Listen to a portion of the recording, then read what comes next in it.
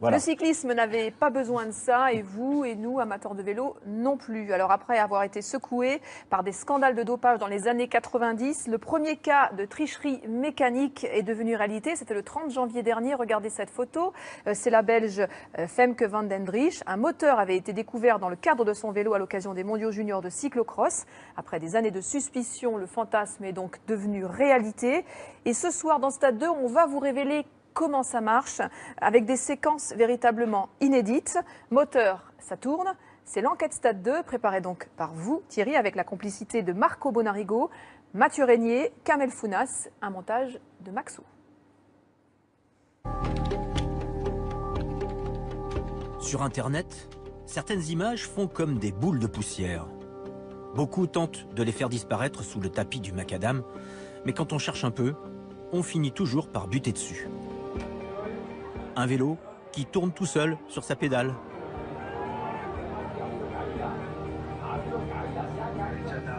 Ou encore cette roue qui s'emballe après la chute. Un deuxième discret changement de vélo capté par le téléphone d'un spectateur avant une victoire dans le Tour des Flandres. Enfin, cette tranche de vie du dernier Tour d'Espagne.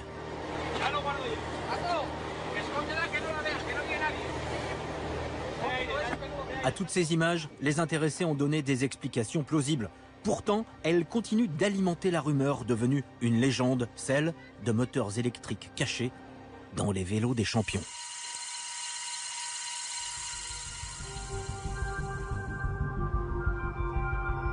Pour rencontrer le premier personnage important à avoir parlé publiquement de moteurs dans les vélos, il faut se poser en Italie, au bord de l'Adriatique, entre Bologne et Rimini.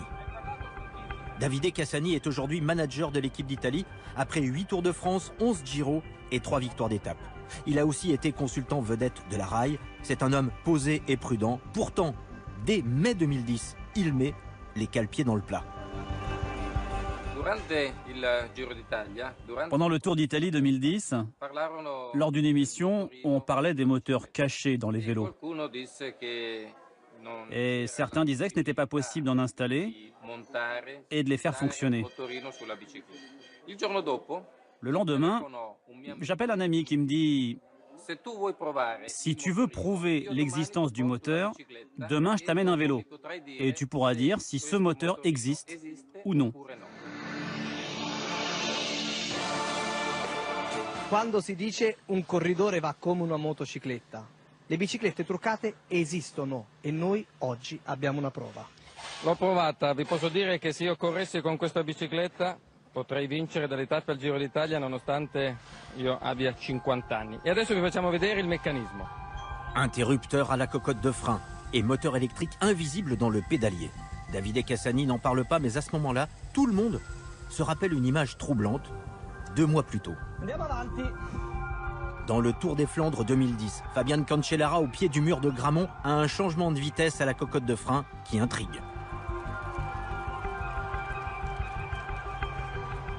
Sans se lever de la selle, il a accéléré. Là, c'est le compte de Cancellara qui oblige Tom Boonen à se mettre en danseuse. Suave et aérien, Cancellara s'envole sur des pentes à 20% et laisse désarticuler le Belge Tom Boonen, pourtant double vainqueur des Flandres. Une semaine plus tard, après plusieurs changements de vélo sans stress, le Suisse remet ça pour remporter Paris-Roubaix. Il change encore de vélo, hein. Il nous a dit « Ah, j'avais un petit problème mécanique, finalement, j'ai changé, j'ai repris. » Moi, j'y crois pas une seconde. Puis, son démarrage à 50 à l'heure fait passer les autres pour des cadets. Fabian Cancellara niera toujours avec force une quelconque aide mécanique. Mais ces 2 victoires coup sur coup sont à l'origine de la rumeur, de tous ces bruits de moteur dans le peloton.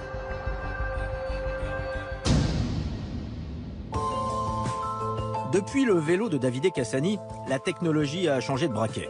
Il faut pousser la porte d'une boutique de cycle à Empoli, en Toscane, chez l'orfèvre du moteur caché, mais légal. Alors voilà le moteur. Ici, dans le tube de sel, la partie électrique, et en dessous, voilà le moteur. Et voilà la plus belle. Alessandro produit chaque semaine pour cyclotouristes aisés 2 exemplaires de cette machine tout carbone à 10 000 € et surtout 150 watts de puissance fantôme. Aucun fil ne dépasse, moteur batterie planqué, même le contacteur a disparu. Sous la guidoline.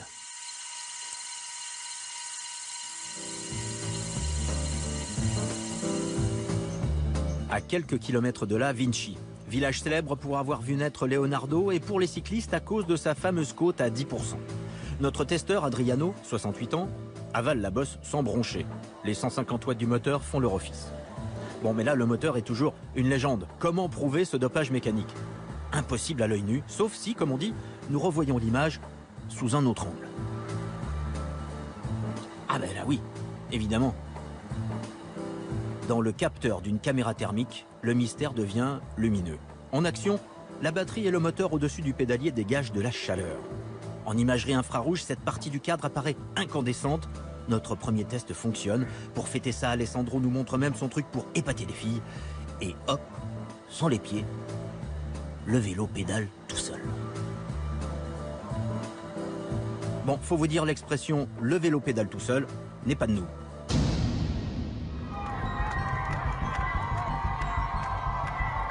Attaque de Froome, attaque de Froome. Souvenez-vous, été 2015. Et là, on a tout simplement l'impression que Christopher Froome, son vélo, pédale tout seul, qu'il avance. C'est fantastique, c'est beau à voir évidemment, mais nous nous trouvons dans une pente à plus de 12%, donc bien sûr que ça interpelle. Tour de France, 10e étape, la Pierre-Saint-Martin, sur la Moto 1, notre consultant Cédric Vasseur n'en croit pas ses yeux. Il n'arrive toujours pas à comprendre comment Christopher Froome peut faire pour tourner à 110 tours minute dans un col comme celui-là. Pour justifier les exploits de son champion, l'équipe Sky fournira des données physiologiques de Chris Froome. Des chiffres que seul Sky maîtrise, mais cohérents. Ainsi s'éteindra l'incendie que ses jambes de feu avaient allumé. Pendant ce temps, dans la coulisse du Tour 2015, les performances de quelques-uns font grincer les pignons et les dents du peloton. Témoin, Jean-Pierre Verdy. Les managers sont venus me voir avant le départ, et même des coureurs. Quand je leur demandais s'ils avaient des informations sur des gens qui se dopaient, ils me disaient le problème qu'il y a actuellement, ce sont les moteurs.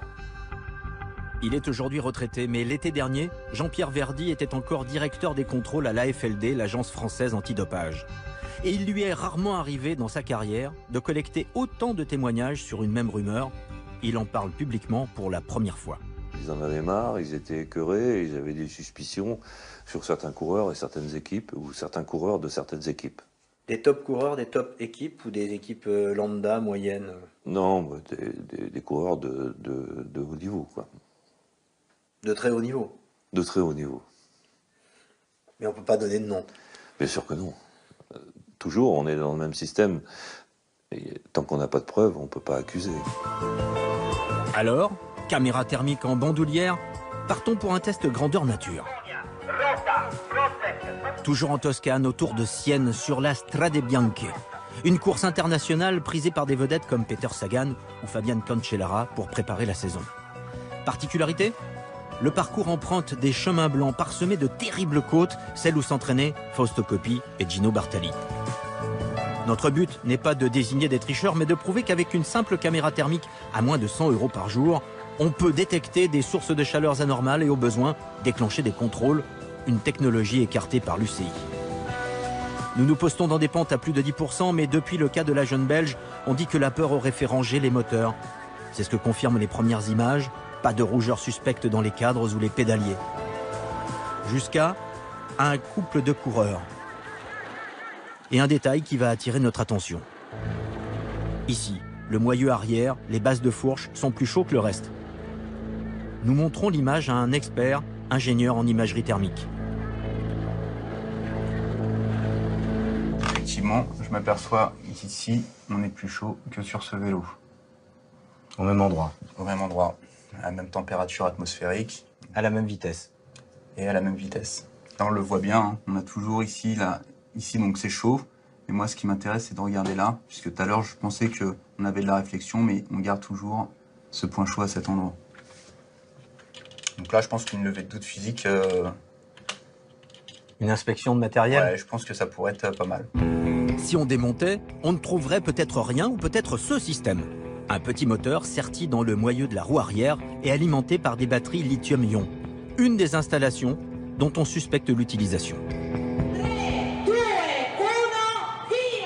Poursuivons. Le Grand Fondo de Cecina, à 100 km au sud-ouest de Florence. Un type de course qui mélange 2000 amateurs et une centaine de semi-pros. Dans un groupe de coureurs qui poursuit la tête de course, un pédalier attire notre attention. Le centre du pédalier orange apparaît plus chaud que le reste et surtout plus chaud que les pédaliers des autres coureurs qui, eux, restent bleus ou mauves. Ici, c'est quand même assez localisé, c'est même très localisé. Ici, je vois ma variation de température. Ici, je suis un petit peu plus dans des couleurs basses. Et ici, chaude. C'est quand même assez localisé. Donc, moi, je peux estimer qu'effectivement, on a un point chaud. Alors, nous montrons le résultat de notre collecte au patron du cyclisme mondial. Juste avec une simple caméra thermique.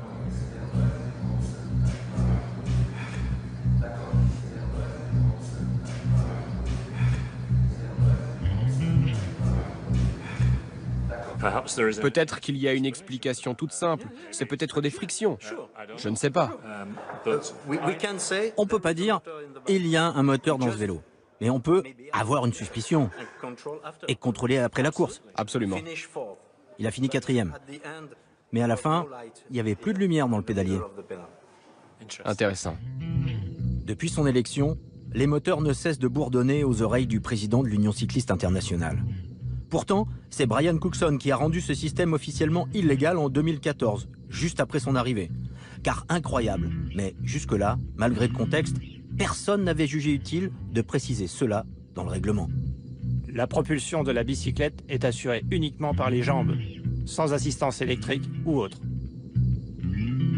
Bon, mais depuis 2014, l'UCI se donnait-elle vraiment les moyens de trouver d'éventuels tricheurs? Certains en doutent. On avait alerté l'UCI et bon, on avait demandé des contrôles et les contrôles s'étaient cantonnés uniquement dans le contrôle du poids de chaque vélo. Donc ils n'ont jamais voulu vérifier la roue arrière et le pédalier. Ils se contentaient de peser les vélos. Sur le Tour d'Italie 2015, la suspicion était même étalée au grand jour par Super Mario Cipollini lui-même. Mi vedo che ogni volta che c'è un arrivo in salita, un arrivo importante, lui si ferma e cambia la bicicletta. Ce voltigeur de vélo au pied d'école, c'est Alberto Contador. Jusqu'à la 18e étape. En bas de la montée de Verbagna, on signale qu'il a échangé sa roue arrière avec son coéquipier Basso.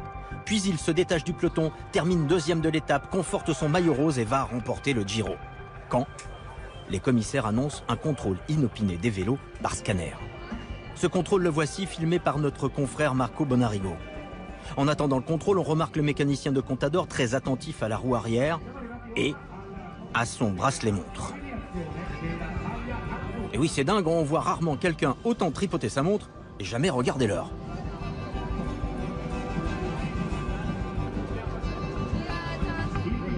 Bon, peu importe. L'UCI n'est pas sur le même fuseau horaire. Sous la tente, en caméra cachée, surprise, une table de camping mais pas de scanner. On fait démonter le pédalier mais pas la roue arrière. Contrôle infructueux, le maillot rose est blanchi de toute suspicion. Bonjour à tous, il est 13h. Bienvenue. Une première, un petit moteur dissimulé dans un cyclocross lors d'une compétition internationale. Mais la situation devenait intenable pour l'UCI. En janvier dernier, elle lance un système de détection, inauguré malgré elle par la Belge Femke van Dendrich. Et ne dites pas à Brian Cookson qu'attraper un petit poisson arrange bien les gros. Est-ce qu'on pensait qu'on allait trouver une jeune fille de moins de 23 ans en train de tricher de cette façon? Non, évidemment. Est-ce qu'on a couvert cela? Non, évidemment.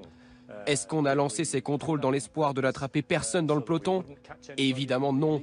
On ne couvrira rien ni personne. On ne fera rien de caché. S'il y a des tricheurs, on les attrapera et on engagera des actions contre eux. Bon, résumons. Nous avons des images thermiques. L'UCI a un moteur mais refuse de nous le montrer. Elle affirme d'ailleurs l'avoir découvert par ce moyen dont voici les premières images au départ du dernier Paris-Roubaix. Une tablette, une application, un émetteur qui envoie des ondes pour détecter des aimants de moteur ou de roues magnétiques. À condition d'être très près. Un système donc qui fonctionne avant et après, mais sûrement pas pendant la course, contrairement à notre bonne vieille caméra thermique. Pour l'instant, l'UCI contrôle seulement une partie des vélos. Elle reste très discrète sur cette technologie car elle est encore en développement. Oui, ça va Stéphano? Bon, on commençait sérieusement à désespérer de le voir, ce fameux moteur. Quand, après plusieurs semaines, un intermédiaire nous a arrangé un rendez-vous.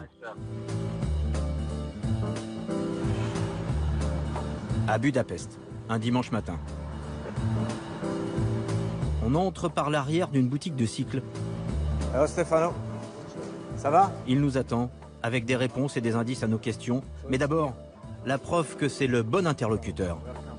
Le mini-moteur, le voilà. Ah, c'est ce que l'on chasse? Oui, c'est tout petit comme ça. Et voici celui dont tout le peloton parle depuis des années comme l'homme des moteurs cachés. Stefano Vargas. Ancien coureur, mais surtout ingénieur et inventeur de génie. Avec les moteurs électriques, il a trouvé une application à ses deux passions, le vélo et la physique. Au début, j'ai inventé ça pour aider. Parce que je vivais près de la frontière yougoslave et après la guerre, il y avait beaucoup de gens qui avaient perdu leurs jambes. J'avais donc beaucoup de clients qui n'avaient qu'une seule jambe. Et ils voulaient faire du vélo quand même. Cela représentait une grosse demande. Alors ce n'était pas conçu dans l'idée de tricher. Si quelqu'un invente le couteau, vous pouvez couper le pain avec, ou tuer quelqu'un, ça dépend qui l'utilise. Alors ce n'est pas de ma faute. L'engin, 2 cm de diamètre, 5 cm de long, une batterie lithium polymère dérivée des technologies militaires, c'est léger, discret et surtout hyper puissant. Pour ce moteur, on a combien de puissance? 40, 50 watts? Non, 250. Tu peux arriver à 250. Installé dans le pédalier. C'est tellement puissant. Essaie d'arrêter. Qu'on n'arrive pas à l'arrêter. Comme le progrès d'ailleurs. On peut mettre dans le pédalier ou dans la roue arrière? Yes, but la roue arrière is faible. La roue arrière, ça donne seulement 30-40 watts. It's you take only like 30 watts, 30-40 watts. Oui, mais c'est assez pour certains. Avec 2 roues, tu peux approcher 60 à 80. Mais le moteur s'est déjà dépassé. Pour nous, Stefano lève le voile sur une autre folle rumeur. Qu'est-ce que c'est? Ça, c'est la roue, une simple roue. Normalement, cela ressemble à cela. Là, on ne voit rien.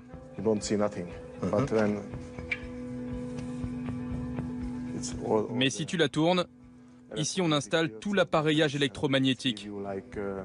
Et ça donne de 60 à 200 watts, oui. 60 à 200? La fameuse roue électromagnétique. Batterie dans le tube de sel ou ailleurs. Électroaimant dans la fourche.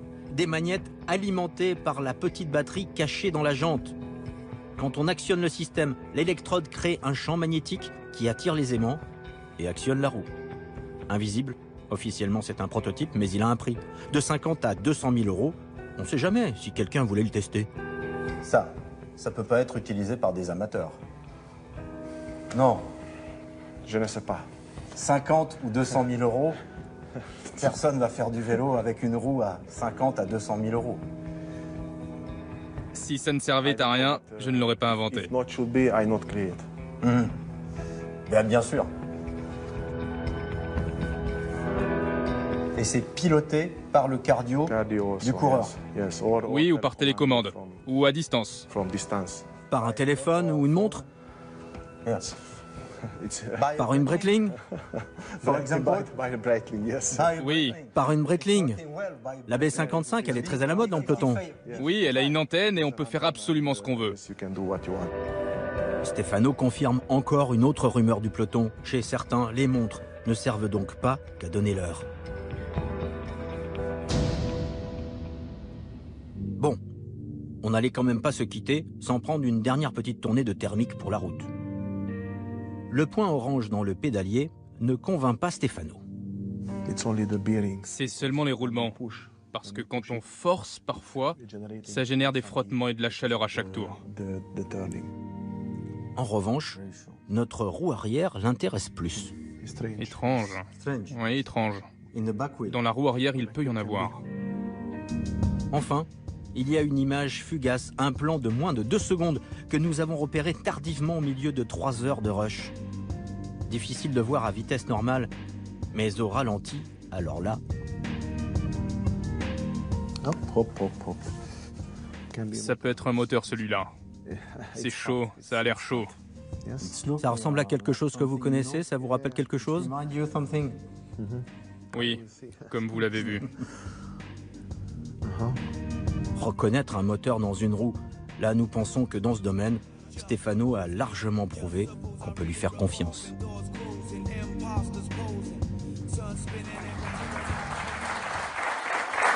Moteur Saturne, une enquête décapante. Stade 2, Thierry Vildary. Alors, avant de poursuivre le débat avec vous, sachez que, évidemment, nous avons contacté tous les acteurs qui font le cyclisme professionnel aujourd'hui. La plupart n'ont pas souhaité réagir. Le phénomène prend de l'ampleur, difficile de le mesurer. En revanche, on a envie de savoir comment lutter efficacement contre ce dopage mécanique aujourd'hui. On l'a vu, il y a plusieurs systèmes qui peuvent se compléter. Bien sûr, les tablettes avec le magnétisme, la résonance magnétique que développe l'UCI, c'est intéressant, avant et après. La caméra thermique, c'est aussi une bonne solution pendant la course pour un commissaire éventuellement. Et puis je pense que c'est une idée que beaucoup d'équipes et de coureurs demandent dans le peloton parce que cet éventuel dopage mécanique concernerait une toute petite minorité et les plus riches, mais c'est que tout le matériel soit déclaré, contrôlé, plombé, et qu'en cas de changement intempestif de roue, de vélo, il n'y a plus aucun doute puisque tout peut être contrôlé avant, après, et tout le matériel est déclaré. Ça, c'est une solution. La suspicion, elle existe depuis 2010, vous l'avez bien expliqué dans le reportage, mais cette forme de dopage a vraisemblablement démarré bien avant. Alors oui, c'est aussi une révélation qu'on va mettre sur la table ce soir et qui pourra peut-être faire un petit peu de bruit, mais c'est vrai qu'on en parlait depuis 2010 et puis Stefano Vargas nous a, à notre demande, sorti quelques-unes de ses archives et on va en voir des images. En fait, il travaille et il a des prototypes depuis 1998. Ouais. Voilà, regardez ces images. C'est un moteur hydraulique à l'époque, assez lourd, plus de 3,5 kg, construit en 98, mais très puissant et surtout très silencieux. C'est ce qu'on lui avait demandé à l'époque. Voilà, écoutez la suite, c'est une petite devinette. Plus vite. On gagne en vitesse, surtout avec une cadence élevée parce que ça améliore le système. C'est-à-dire, Stefano, quelqu'un qui pédalerait vite dans une côte, le système fonctionne mieux. Si on a une cadence de pédalage très importante. Oui, exact. On en a vu comme ça dans les années 99-2000. Tout le monde a vu ça, mais ce n'est pas prouvé. Alors voilà, donc maintenant la devinette, qui aurait le profil pour avoir gagné des grandes courses avec une forte cadence de pédalage au début des années 2000 ? Moi, je n'ai pas d'idée, mais si vous avez des idées et des réponses, vous pouvez nous les envoyer par les réseaux sociaux. Je crois que ce dossier n'est pas clos. Et évidemment, on a fait ça aussi pour défendre les coureurs parce qu'il y avait une vraie demande au sein du peloton. La suspicion, elle était là. En gros, on va nous taper dessus en disant, voilà, on tape sur le vélo. N'empêche que les directeurs sportifs, il y en a beaucoup qui sont inquiets. Alors, c'est un peu la base de ce reportage. Jean-Pierre Verdy l'a exprimé. Le peloton est une grande muette, c'est une tradition, c'est culturel, mais ça grinçait quand même de plus en plus. Et on l'a fait aussi pour tous ces coureurs qui en bavent tous les jours, tous ces directeurs sportifs qui cherchent des sponsors et sans électricité.